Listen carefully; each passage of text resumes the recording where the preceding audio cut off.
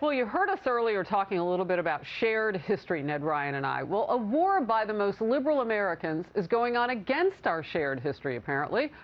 And I'm eager to learn why they found it helpful to change the name of Fort Bragg to Fort Liberty in North Carolina.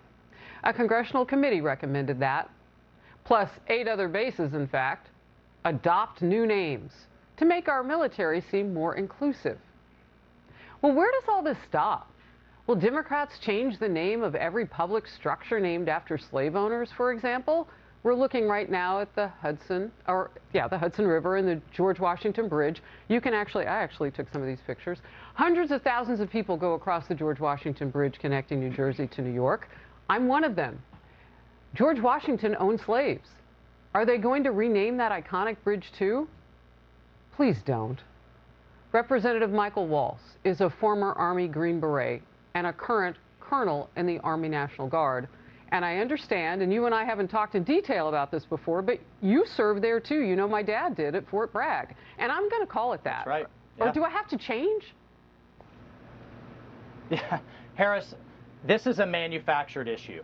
This is manufactured by activists, by politicians, and by the media. I've served for 27 years, and not once did I hear any of my Green Berets, anyone, complain about it, say they were offended, say they weren't going to stay in the Army because of Fort Bragg or Fort Benning or what have you. And I've served with soldiers from every single background, color, creed, religion there is. In fact, it's quite the opposite.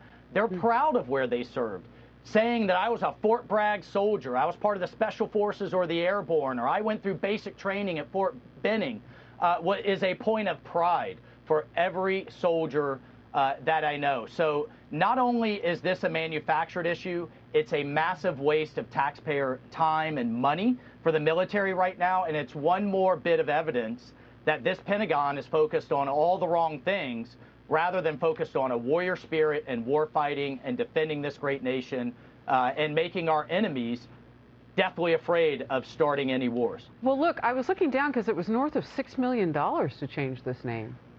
I mean, that's a lot of cash. I'm certain that we could have spent that on other things.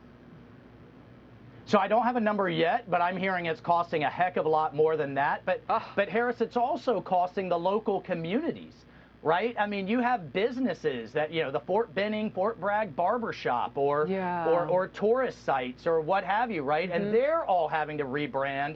Many of them were opposed to it. But I think, Harris, I think the bigger issue is, when does this stop? And you alluded to that. Are we going to tear down the Jefferson Memorial? Or are we going to back away from Mount Vernon because they were slaveholders? But even more than that, like, you know, you had World War II generals who may not have been slaveholders, but they presided over a segregated military. Are we going to rename everything after Eisenhower and Bradley and Patton as well? So when does this end? And we've got to take a stand. This is just, it's not an issue. What is an issue is the Chinese Communist Party. Well, 100%. And I just want to share a different perspective as a military child, a brat, born, raised, and transferred.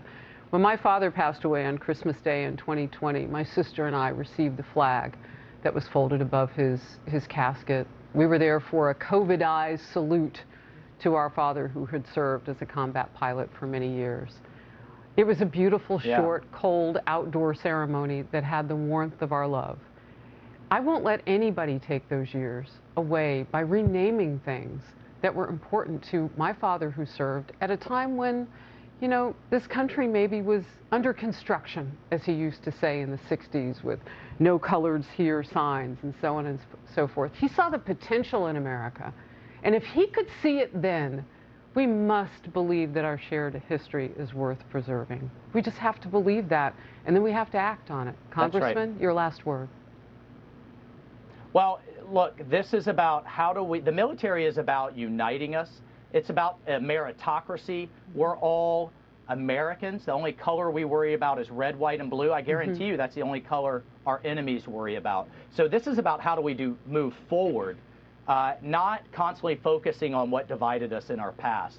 And that's why this is, you know, such a shame. Congressman Michael Waltz of the great state of Florida, thank you. Always thank you for your continued service to our nation.